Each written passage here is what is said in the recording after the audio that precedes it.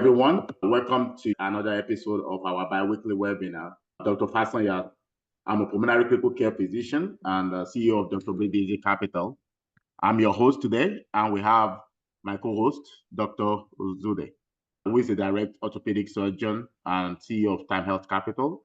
And our joint goal is to empower and help fellow physicians and high-income earners achieve financial freedom and time freedom. And just a little bit about how I got started. So our team, we started in 2018 with 8 units complex. And now we have over 1,500 units, including the deals we did ourselves or partner with others to bring about the deal. We cut across multiple asset classes, including self-storages, multifamily, oil and gas, and commercial real estate. So we believe in diversification, and as long as it makes sense and I'm doing it for myself, we tend to bring it to our investors. Today, we're going to be talking more about syndications and what to look for, what to watch out for, because obviously for marketing purpose, whenever you want to do anything, people tend to focus on the positives, right? It's always, oh yeah, you're going to get cash on cash return. This is 2x, 3x. So there are things to look, basically some due diligence and need to be done, and also things to watch out for. So I'm going to pass it on to George. Yes, thanks, Bio. George Ozoude. I'm an orthopedic surgeon based out of Houston, Texas. I'm also a real asset syndicator. Started my own journey into real estate and real asset investing in 2016 while I was employed as a physician in Houston. I saw the writing on the wall where corporate medicine was headed and was really eager to find out some passive streams of income to make myself more resilient, to increase my options. If I still wanted to practice medicine, I can choose to in any setting I can, so long as I can have my financial freedom and passive income streams. So that's what really got me started. It's to be a better physician. It's to treat my patients without any middleman. And so I went on to start my own private practice. I've been doing that for the past 2.5 years. It's a direct pay practice, so there's no insurances. So I directly interact and engage with my patients. And that's exactly how I imagined it would be when I first got into med school. And that's why I was really passionate about this type of investing, because I think it allows for that. It facilitates that. I started in 2016 investing in multiple different types of asset classes, from medical office building to large multifamily, both acquisitions and development deals. Went on to invest in farmland and mineral rights, which is a type of energy sector, and now trying to branch out into other real estate type plays and even into business acquisitions, small business acquisitions. Started a syndication company 2.5 years ago as well, to also help other physicians and healthcare providers get into the space, because I knew they were feeling the same frictions that I was feeling. And I knew some of them were like-minded and were interested in getting their financial freedom as well. And so I've gone on to invest in 4 deals as a co-general partner and about 25 deals as a limited partner, and just continuing that journey. And tonight is part of that journey. We've been doing this webinar for almost 2 years, and we're, like Bio said, real excited about the topic tonight. It talks about pitfalls. Not only we'll be going through our list of pitfalls, we'll be sharing our own anecdotal stories of our experiences and as it pertains to those pitfalls. So with no further ado, I will share screen and if you have any questions, you can. There's not a lot of us, so you can actually just raise your hand and come off mute. So please let me know if you can see my screen. Yep, I can. Can everyone see it? Bio, can you see it? Yep, I can. Okay, perfect. We got real asset docs. All right. Nice. I'm sorry? I said we got real asset docs now, huh? Nice. Yep. So we're going to talk about avoiding pitfalls. We're going to jump right into it. We're going to go into all these pitfalls, share some anecdotal stories. We always like to lead with this. This is the biggest, most important thing that, whether you're a limited partner or co-general partner, that you have to take care of when you're evaluating a deal. You can't ignore who your lead sponsor is, who your one of your most important partners in the deal is, and who's the operator. So many times we get this wrong, and it really, in my mind, involves a lot of nuanced vetting. You have to go deep. You have to be patient and really take your time, not get enamored by like a OM, which is an operating memorandum. It's like their marketing. You can't just see the pretty PowerPoint and just jump on it. You have to take your time. Don't rush into these relationships. We call it like a marriage. You got to take time before you got to date, even before you get into bed. So what I like to do is I like to go on the internet and look up different subject matter experts in the space that I'm interested in, the asset class that I'm interested in. Maybe compile a list of 4 or 5 of them. Listen to their content, because that's a free way to get familiar with them. Because usually if they're putting out content, or excuse me, usually if they're doing deals in that kind of manner, they're usually putting out content to promote their brand. So you can get familiar with these operators for free at the touch of your hands, right through your fingertips on your screen. And then I take it to the next level. I find conferences where I think they'll be going. If they're speaking, that way I can go hear and see them in person. They're probably going to attract the same people that are also listening to them. And now I get a chance to talk with other people who are following them. Maybe they've invested with them. And now I can get like an unbiased review of who they are, how they perform, how they communicate, what kind of track record they have. Then you can look at their actual performance, and that should be available obviously on their website, but then you can vouch and confirm it with the network that you develop by going to these conferences and talking with other investors. You can get real thorough with it and even do background checks. You can pay for background checks and try to see if there's anything that's ominous or worrisome or concerning on their history. Preferably, I like to see investors and lead sponsors who've had decades of experience. And that's important because you want to know that they've gone through ups and downs of an economic and business cycle. You want to know they've been able to either make money during a down cycle or survive a down cycle. And even if they've had some bumps in the road, that's fine too. You want to know what they've learned from those bumps, right? I like to see that they've gone through at least a decade or two of investing. And that way I can feel a lot more confident about their performance and who they are, their character. By anything to add on that? No, we have that list of 101 questions. You can download it on my website. Questions to ask the sponsors about the deal, about the area, and how to vet the sponsors. Yeah, for sure. And example, I think for me, I think about is in this past cycle where there was a lot of rise in interest rates, a lot of really well savvy, experienced investors, they actually went pencils down. A lot of them stopped looking at deals, not just because they magically predicted interest rates would rise that high or not. I don't think anybody really could have predicted that. But I think what I've heard is that they also saw that a lot of these deals, specifically multifamily, were being overpriced.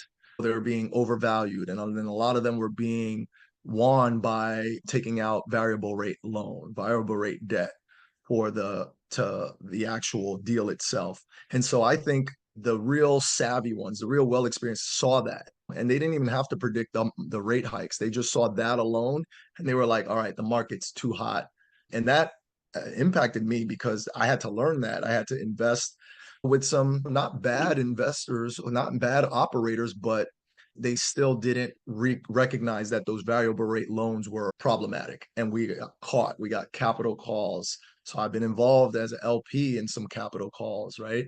And when I go back and look at it, I look and see it's actually the debt, the overvaluation, the over leverage. And some of those we'll talk about that as we go on.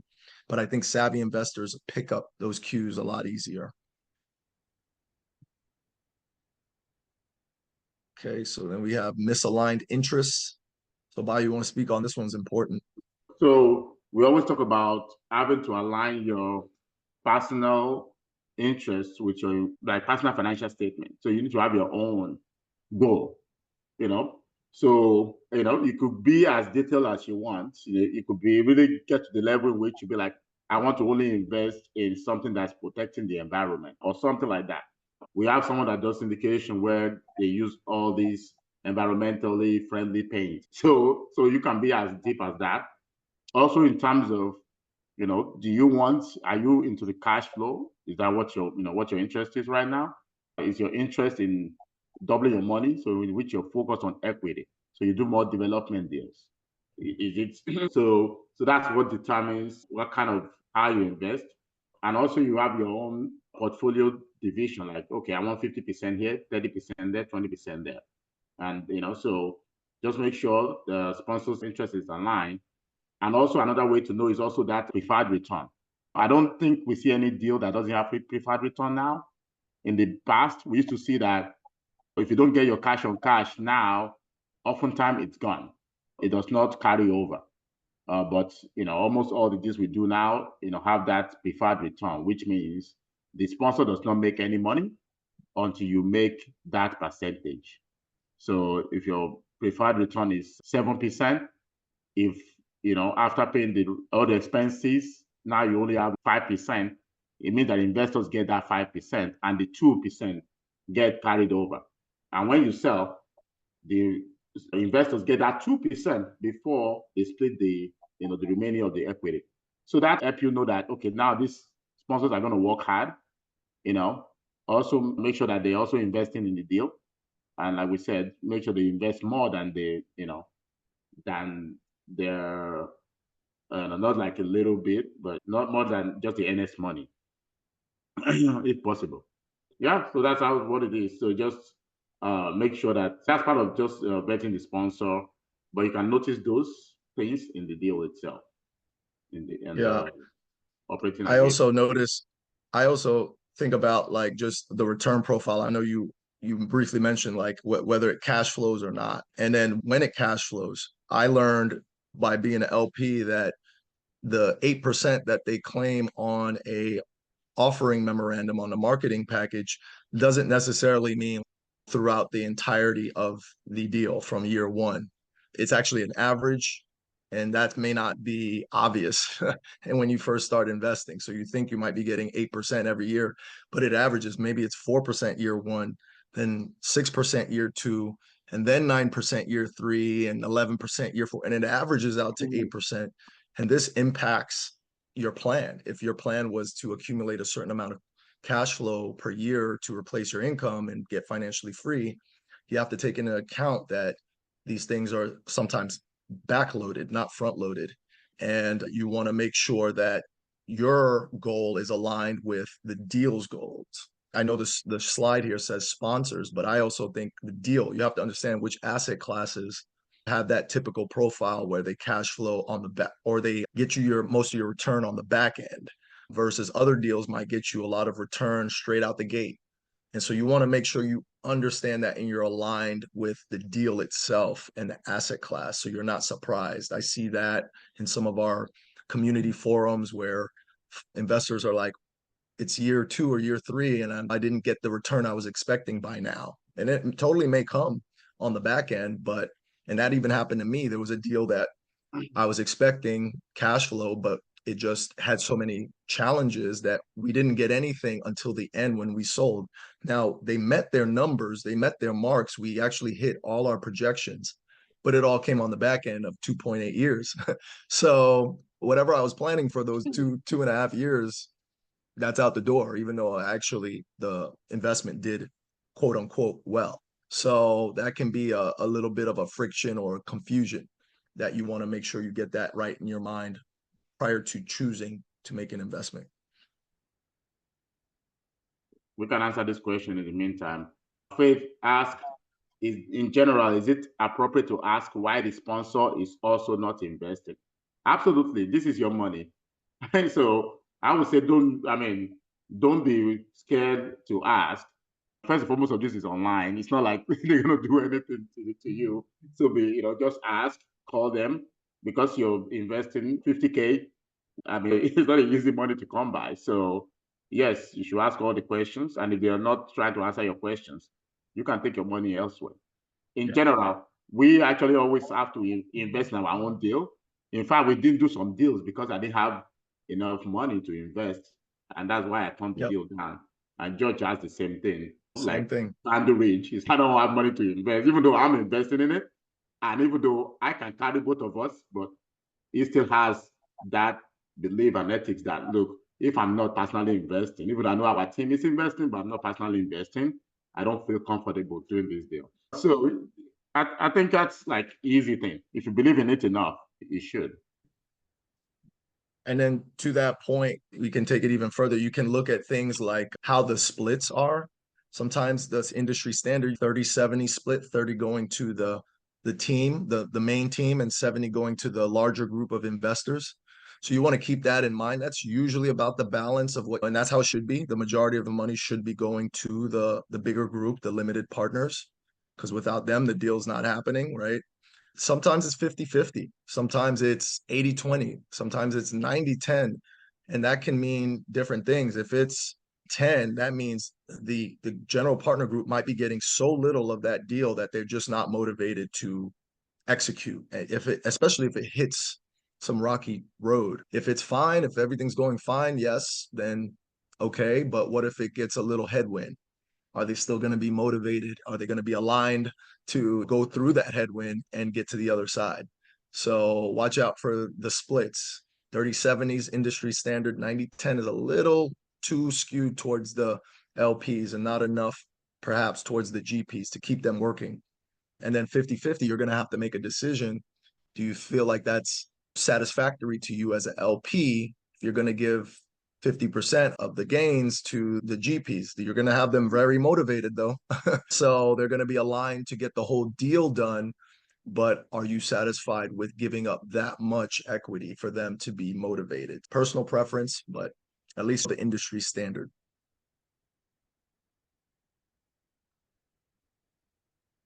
Okay, over leveraging, excessive use of debt, which can increase the risk, particularly if the market turns or the property underperforms. Yes, you can look at this even before you make an investment.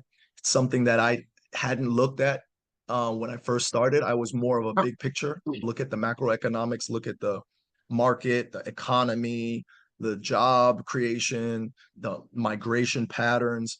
But you get burned if you don't look at what the debt structure looks like. If they're taking out 85, 90+% debt and only 5-10% equity, raising capital, that's a little shaky, especially if it's variable rate loan. As you can see over the last 3 years, this is one of my biggest personal pitfalls. I can relate in person because I've invested in many deals that were structured like this with variable rate loan.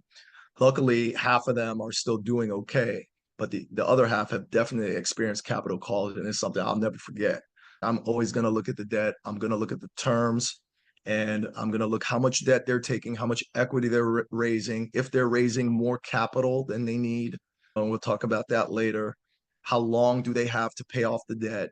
How many years do they have interest only? You'll hear that term a lot. These are all important. And then, of course, what the interest rate is, if it's fixed or if it's variable. Yeah. So for investing, it's a little bit different than personal property. On the personal side, I can over leverage only because I know my capability, right? So, for example, there's a bank in town, Kyle knows, First Star Bank.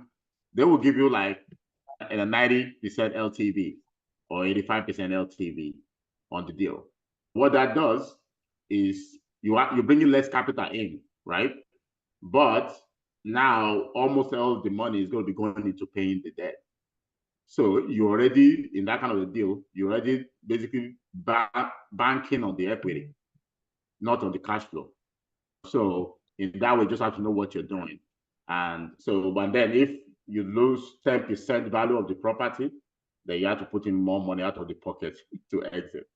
So 80% is, and now it's actually almost like about 70%, for most deals now, which you want 30%, you put 30% down, because you can make more average return by leveraging more, but then you increase your risk. So there's no risk without, you have to basically take risk to get more return, take less risk, your return will decrease, but it's more sure, right? It's more stable. So you just have to look at it And also we talk about alignment. If you look at it and you say, look, I'm in my early 30s. I mean, I'm late 30s now, but when I was in my early 30s, at that time I was going for higher risk. Even I still do so. But if you're in your early 50s, so it's going to be tough for you to recover now. So you definitely have to go for more of conservative deals. So it's just the way as stocks, right? When you started in the beginning, so high stocks, and now you start doing more bonds. So Right. So one thing that was a little bit of a intimidation for me was like understanding the language behind like looking at debt and mortgage and that world. What, Bio, for you, question for you, how did you learn how to speak this language of like mortgages and loans and debt? What resources can someone use to get more familiar with the terms and the words? I did have a mentor who basically went through things with me, almost like a class. So he would go through things with me. And also I consume a lot of webinars, videos, books to learn about this. So it's something, yeah, it's like going to undergraduate. It took 4 years. It's going to take you some time to finally From med get it. school. Yeah. And there's many things that I also did. I look back into 2018, some of the things I did that you yourself now, and you're like, I can't even believe I survived that. It And I happens. and You learn as you go. And I admit that's probably a reason, probably why someone would avoid or be discouraged about looking into it in depth is because we may not understand it. You may not understand the terms. For me, I used Investopedia. That's what I started with. They give a lot of good definitions. Um, I also went on to certain podcast platforms that I felt like were better for beginners. So I thought Bigger Pockets was better for beginners. They broke terms down that in a way that I could understand it.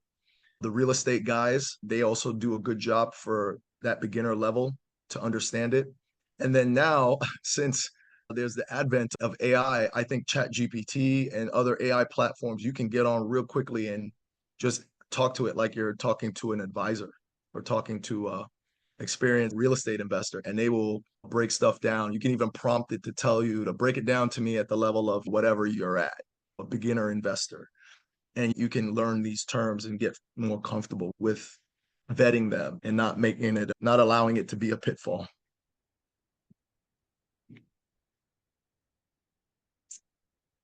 Okay.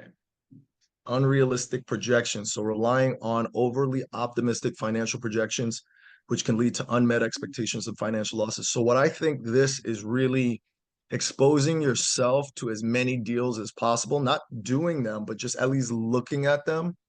And that way you can start to get a sense of what are typical return profiles based on the asset class. Like large multifamily is cash flow is like 6 to 10%, and average annual return is 20%. This is like what you would typically see, like an average. And so if I see something that says this value add or this value add multifamily deal is going to offer 25-30% cash on cash return, I'm like, that's a red flag. Like, because I know you've already become familiar with what the industry standards are, like what we were talking about before with the splits, with the other things, there's industry standards. So look at as many deals as possible, even if it's stuff you may not invest with. Take the time. That's why I say you have patience. Take the time to go through a deal every day if you can, or two deals on the weekend if you can, and just talk to other people, go to the conferences and find out what their typical projections are for oil and gas deal or for a self-storage deal. They all differ. So you want to be able to know the difference and know when you're seeing something that's abnormal. Yeah, but I took some screenshots, but I didn't put it there. Yeah, so every time I see a Facebook ad that's that over projecting, I always screenshot it and send it to George. He's like, I've seen things like light value ad, 35% average annual return, 2 years. I'm like, 2 years to do your business plan and return that much money. Really, you're setting yourself for failure for most part. Right. And then The pitfall also could just be me if you're looking for the home run too much. And this is personal now. You got to decide which game you're playing. Are you going to swing for the fences and get starstruck by some of these big numbers, or are you going to try to hit singles and play the slower, longer game? And that's typically what real estate syndication is. It's not like a get rich quick. You just have to slowly chip away and keep compounding your returns and then reinvest. Hey, if you're trying to swing for the fences and you want those big of a returns, then it's just a personal decision at that point. Enter at I your think own risk, though. as if you want to swing for the fence, just go for venture capital. Just go for business startups. In real estate, it's usually a base. I think when I think about financial pyramid, I think of real estate to be the base, the bottom. Like everything falls, you fall on it. But if you're now making your real estate that be that risky, like at the tippy top, then that's not going to end well. But you can make it a percentage too. You can be like, look, I'm going to do 10% of my portfolio. So there are people that believe you should do that too. 10% of your portfolio for asymmetric upside plays. But I would say once you're just first getting started, you should just play it safe as much as possible. And then once you reach financial independence, maybe you can start taking more risk. Yep. All right. Bio talked about this earlier, so I'll let you go in on it and continue on this one. For fee structures, we talked about it before. We came up with this arbitrary 5%. So basically just know that I've seen some deals. By the time I look at the actual PPM, you get basically fee to death. There's always acquisition fees. We know about that. We know asset management fees, and we know exit fees. So those are three that are common. But with construction, sometimes you have another thing like development fees. They might have 10 different fees. And sometimes when you add them all together, the fee might be like 10%. That's like a big chunk of the return that you're going to fees. So I think it's good to know industry standard. We go back to that again. And of course, everybody love the middle ground. So acquisition fees is usually, some people say 1 to 3.5. So if you see a deal that has it at 2%, you're like, okay, reasonable, or 2.5. And then asset management fees could be 1. And then exit fee might be 1 or 2. So when you put them together, it turns out to be about 5%. But if you're starting to see 3.5 acquisition, 2% asset management, and then 3% exit fee, and then 3% development fees. So you're like looking at fee, too much fees. And then that's just something, and the fee, it goes to the syndicators regardless of what happens. That's the problem with the fees. Regardless of whether the deal does well or not. I guess the exit fee, you get it only if you make money at the end. But management is being taken every year, and then acquisition fee is being taken as soon as the deal closes. Yeah, I agree. And I look at that acquisition fee even closer to make sure it's not front loaded. Could be 4% acquisition fee or 5% acquisition fee. And then you see these smaller management and exit fees. What that means is front loaded for the operator. And so I'd like to see them kind of show me that they're incentivized to execute throughout the whole deal by backloading their payouts, right? Not only are they going to make money from their investment, because remember, they need to be invested alongside you in the deal, but then I want to see that their fee reflects that they're going to be rewarded on the back end as well, right? So I'd like to see it at least even distribution, if anything, and then weighted to the back end. I don't like seeing it front loaded. So as long as they just put a that means as long as they put a pretty PowerPoint in front of you and collect your money for a capital raise, then they get a big chunk of it right out in the beginning, and they haven't performed. They've only performed the capital raise part. They haven't performed anything else. Well, that's not true. They sourced and acquired the deal, but there's still much more to go. They have to execute the management, the business plan. They have to manage any headwind. They have to exit. They have to sell it at a good price. They still got work to do. So I don't like seeing it front loaded on the acquisition fee.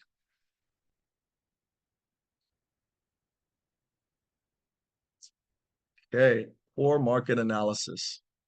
So this is where I didn't struggle in the beginning, but it could be an issue if honestly, if you're just really not doing any work. Valia and I say there's nothing that's really passive, that's truly passive. That's just if you give your money without looking at some factors and some key metrics, then that's just reckless.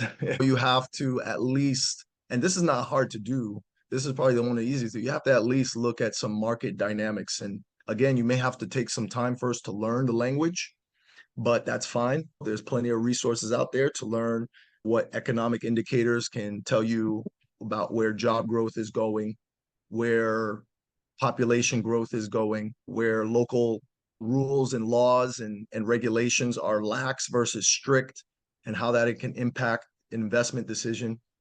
Yeah, you can look at all of this. And if you invest in a small, very small town that has one sector that does just oil and gas, like Midland, Texas, and you try to invest in the down market in the oil energy sector, yeah, your deal's not going to do well because that's a one-hit wonder type of town or a one-trick pony type of town, and they don't have any other economic support.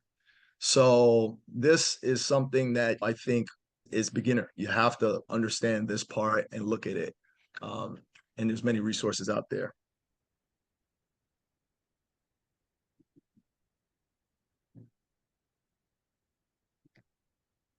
Bio don't have anything to add, then we'll go on to the next one.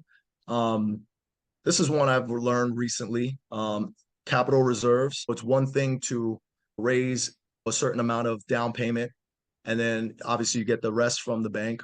But then there's actually some more that you have to raise and bring to the beginning of the deal beyond those two initial things. You have to have some reserves to operate the deal. And what I've seen in some of my deals that I'm in is that there just wasn't enough reserves raised. And once headwinds started hitting, the capital ran out really quickly. The capital ran down really quickly to the point where they could no longer make distributions or even hold on to the deal. They have to sell it at a loss. So being well capitalized beyond your down payment is actually very important, especially over the last few years. That's impacted a lot of deals and a lot of operators. We've learned a pitfall of how capital is distributed in the deal, your extra capital. You can hold it yourself as the operator in the bank account, and that you can tap into and access anytime, or you can have it as a loan from the bank, which comes with some restrictions or some processes that you can't just get it right away. You have to draw it, and you almost have to, not almost, you have to actually front it with whatever capital you have and then get reimbursed on the back end.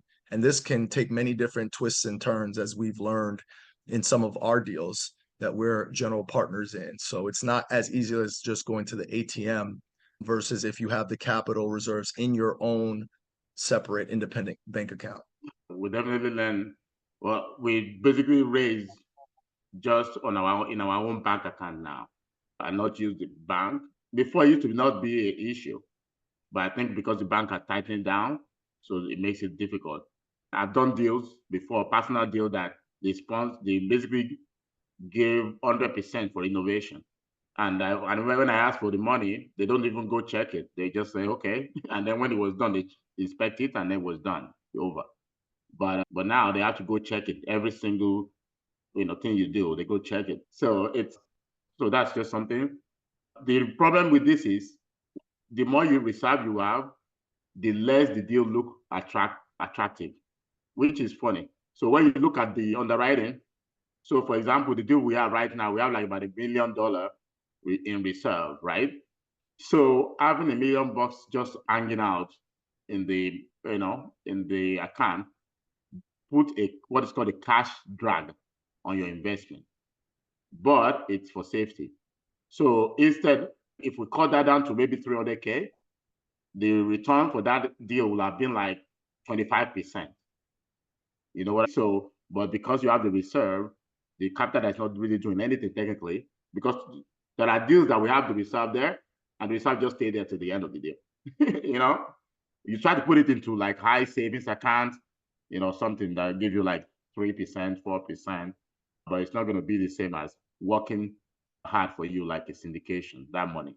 So, but it's for safety. So it's better for you to do a deal that will be like 18% return, but they're very well capitalized. So always overraise is what I would Yeah, and advise. you can ask that as an LP. You can ask, what is the capital reserve? Where is it going to be held? Is it going to be in a high yield savings account? Is it with the bank? Is it with the lender? Is it going to be drawn upon? Is it a reimbursement? Those are all valid questions that you can ask a lead sponsor before you decide to make an investment, because it can have an impact. Yeah. Also, there are things that happens, right? Let's say we have one of our property we have a fire issue. So right now we're still fighting with insurance to get the money. So technically you can decide to fix it if you really want to. But that's a question you have to ask, that do you have enough, and would the insurance company pay you back? Because they might fix it and they might be like, we're not gonna pay you. So anyway, so you have to make your own, but if you have a good reserve, you have a lot of, you can maneuver much easier.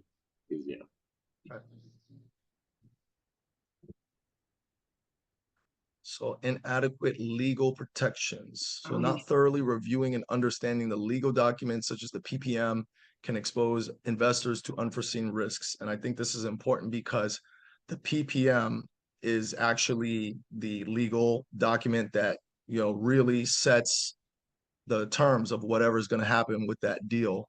You can see X, Y, and Z type of marketing in the PowerPoint, but it doesn't mean anything if it doesn't make it into the PPM. And some of these PPMs can be very big. And so a pitfall is to glance over it and not really pay attention to what's really written in the PPM. For the first few ones, for all of them, obviously, read all of them, right? That's what everyone says. But the reality is some of these are 100-page long.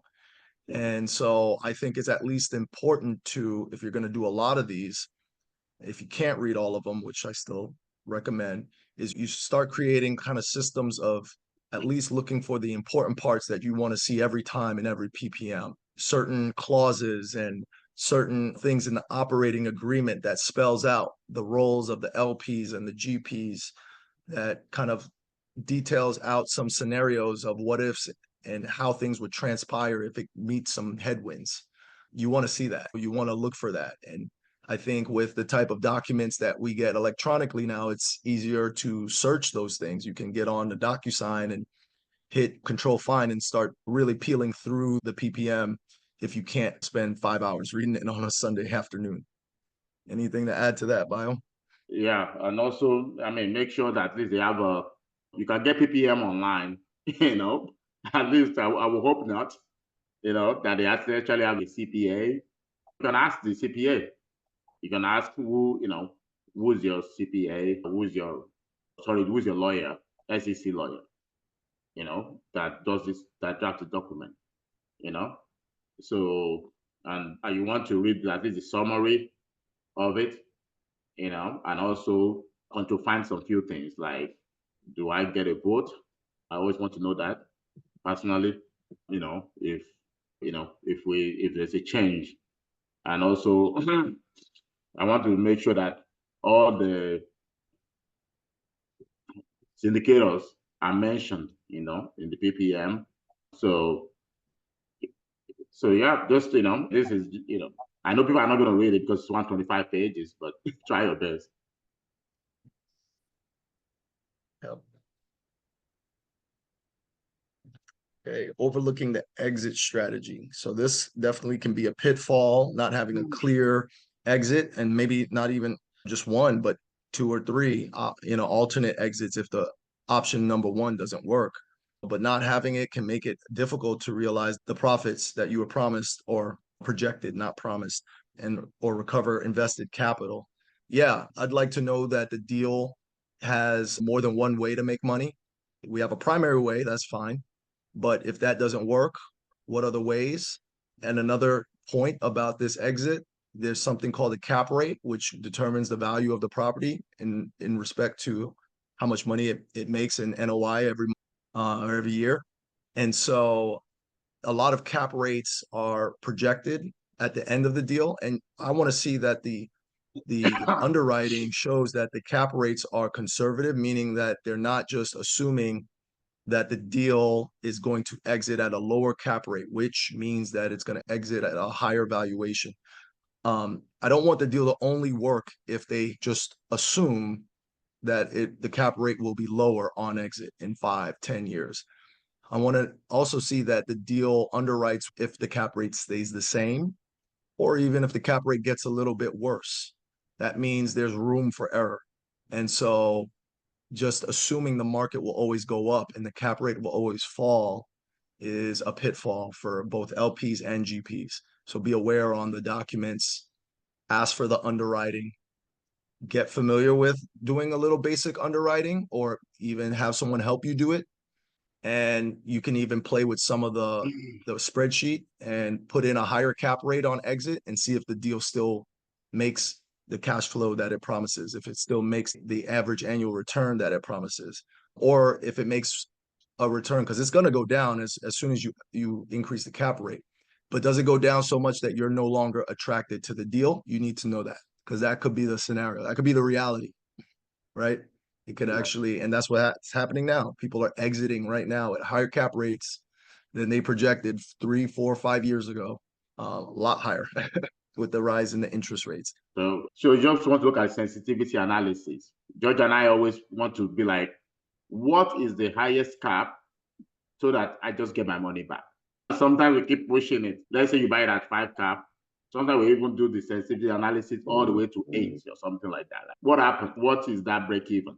Where is that in the worst case? And you want to make sure that they do some, at least they put some effort into doing you should see that in the slide deck actually. So, which they should do the sensitivity analysis to see, they put the middle one. Okay, it's most likely going to be 2x. But if we go higher cap by 1, it's going to be 1.8x. If we go another cap up, it's going to be 1.6. And then until at one point, it will be like 1.2. But at least you want to make sure that it's far away from where we are now. Yep. This is one of the most important things. We wanted to include it. This is not necessarily like a pitfall. It's hard to look at this and try to figure this out as an LP in the beginning of a deal when you're being offered an opportunity. But there's some questions you can at least ask. And we wanted to share this slide because we want everyone to know that this is one of the most important things. You could have a great operator team, a great syndicator, but if they have a poor property management on site managing the deal, that deal can definitely struggle. So having a really good property management team is important. I like to know if the operators are experienced enough to bring in a property management team, whether it's in-house or a third party, but if they bring them in, or if they had brought them in at the beginning of their process, before they even got the property under contract, did they invite the property managers to come do diligence with them? Or if they just brought some random third-party property management team on at the end of the closing. If they don't have it in place already and they're already raising capital, that doesn't look good to me. Those are not good optics. That means they're just going to try to back into a property management team after they've already done their assessments and their projections.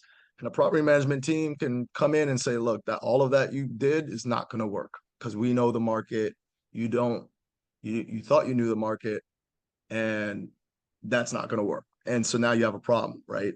Because your business plan, if you only had one plan, it is not going to yield the results you wanted. Definitely worth mentioning. Still some questions you can ask on the front end so you don't make that pitfall. Even on personal property, I bring my property manager is also a real estate agent. So try to do both. Try to find me deals and then go do the due diligence. But if you don't have that, you should definitely have a team. I even bring contractor. So I have, there's one big day that we go check on the property. It's going to be I have a construction by contractors. You have a property management, and then even the inspector, and then you all go around the same time. And so it's important because there is some deals that I sent to my property manager, due diligence person, and immediately I sent it. Oh, I've worked this property 10 times already. Those are like some of those local things that you don't even know, right? I don't live in Tulsa, but I got a property in Tulsa. Everything looks so great on paper. I sent it to her. She's like, I worked it like 10 times. Like, this is not a good deal. So that's it, you know? So you want to get them involved very early. All right, we are towards the bottom of the hour, so I think we only have a few more. Overpaying for the property, we talked about this before. A good operator is going to know when it's time to hold them and when it's time to fold them, when it's time to underwrite and when it's time to put pencils down, when everyone's entering the market, when doctors are syndicating. I'm joking.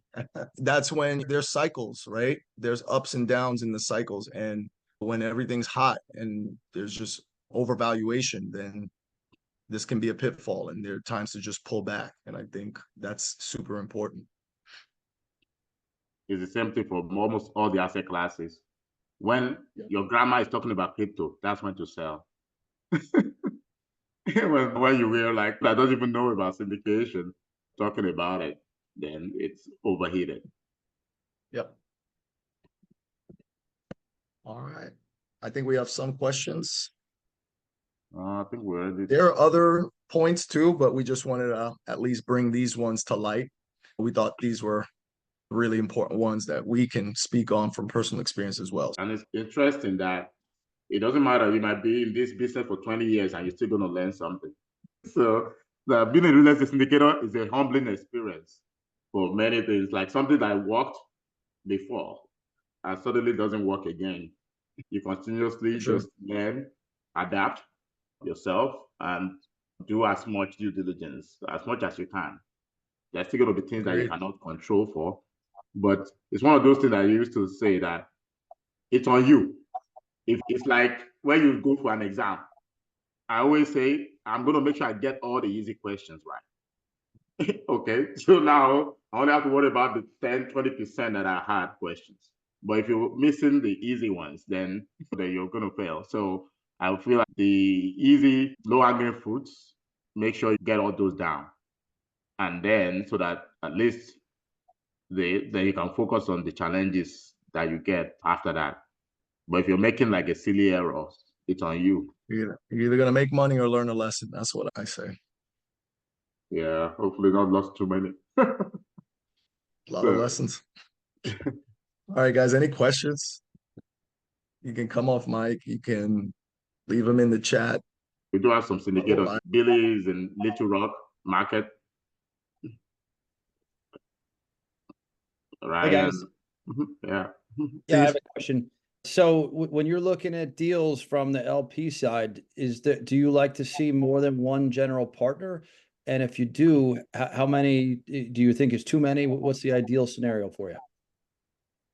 That's a good one. I do. I think it's a team effort. I think knowing what, and this is coming from someone who knows a little bit more about syndications, and I almost have to put myself in the shoes of an LP who's beginning, but knowing how much of a heavy lift a syndication is, especially the type, if it's a large multifamily, I think it's a team effort. You got to have folks who are splitting up some of these duties. There's a lot of different things going into it. So I do seeing a small team.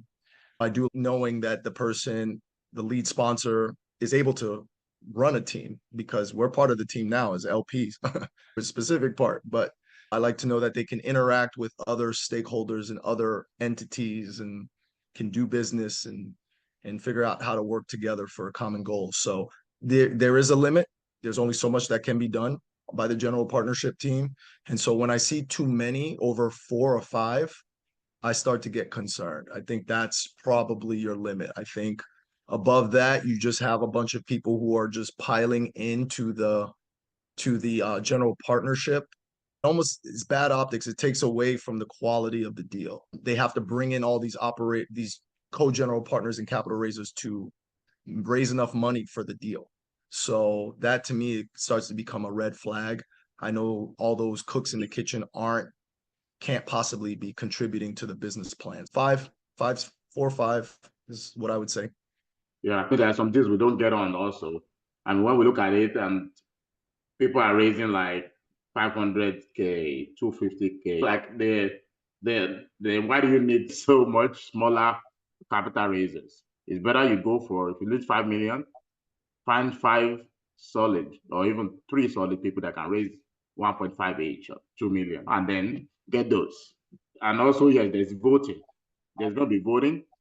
There's more likely for you to have disagreements and stuff. And the bigger the team, the more likely that the team was just put together, that they don't know each other before. So it will be like, oh, we need 500K left. Don't get me wrong, I've put something like that before too. If I'm running low on raising capital, but it should not be something that it's like all the time, so that it suddenly bring people that you don't even know, so you're not going to work well together. How do you know how all those random people work well together and protect all the LPs' money? Like 10 people, and then you're like, so. Yeah. And that's a great point, Steve. I would say not just how many, but like how long have they been working together? Like that core group, do they have the collective track record? Are they piecemealing the track record, or do they have a joined track record? Like they actually have 10 plus years together. That 4 or 5 people been running deals 10, 15 years together, or did they just come together last month? Yeah. So yeah, sometimes you won't even know that's a problem with some of the syndications. They will come as a fund. I guess they're technically LP, right? If they come as a fund of fund. That's an LP. To me, that's different. They have the same rights as any other LP. They're not in the GP making decisions. Of course, read your PPM, make sure that's what that says, but that's how it usually is. But yeah, if it's fund of funds, then they're just coming in as a very large LP partner. Yeah. Some people will come in with big money, right? I have $1 million, can I get extra reference? Ryan Johnson said, great point. So I'm curious because I was running the PowerPoint. Which one was that? That was about taking a look at the cap rate and what happens if it rises and how that correlates to percentages for your return. I thought that was a really great point. I've never thought about that, to be quite honest with you. So thank you for that. I did have a quick question though regarding the PPMs that you mentioned. You guys have been doing this for a while. When you get these contracts, you know what's boilerplate, what's not. Where do you typically look to first? I know you mentioned you do a control F for some pertinent terms, but where do your eyes generally navigate to first in some of these PPMs? I look at the rights of the LPs. I go to see what they are, what their voting rights are, what controls that they have, what they don't have. I look to see that the returns are matching the PowerPoint that they were presented. The debt terms are matching the PowerPoint that they presented. And usually they have an executive summary where they put everything in one place. That's one thing to look at. I look at what happens if the lead sponsor becomes incapacitated. I want to know what the pathway is is it somebody within the team, or do they have to bring in a new person to run the deal if something catastrophic happens to the lead sponsor or their team? So those are things that I look at.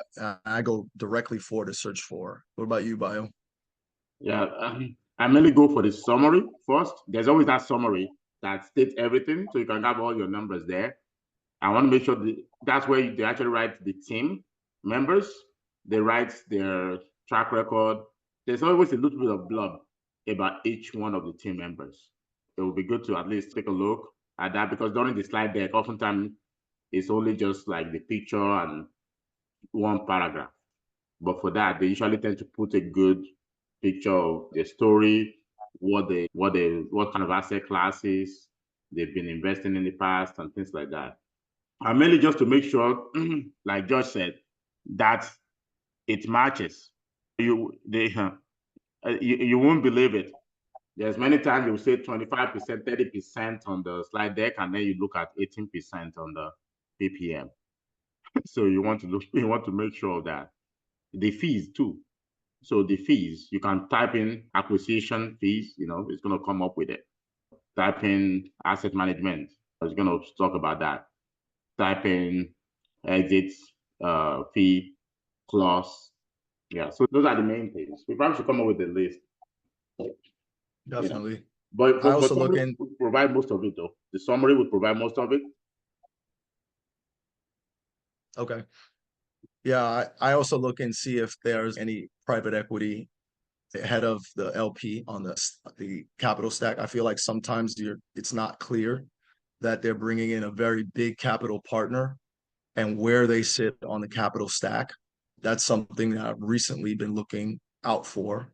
I feel like I had been missing that in my earlier deals. I didn't even consider it. Yeah, price equity but- for sure. You know, they almost always sit in front of you, and then you want to see how the distribution goes. Yeah, basically just confirming that what they told you was correct. Because if you're going to sue each other, you're not going to be able to use the slide deck or anything else. You're going to be using the TPM. So that's a legal document. Oh, good question. All right. We definitely want to be respectful for everyone's time, and we want to thank everyone for coming on. If there's no other questions, we look forward to seeing you all again on our next webinar. It's going to be in another 2 weeks. And if there's no other questions, I think we'll close it out. What do you say, Bio? Yeah, thanks for coming, everyone. See you next time. Thank you, guys. See you next time.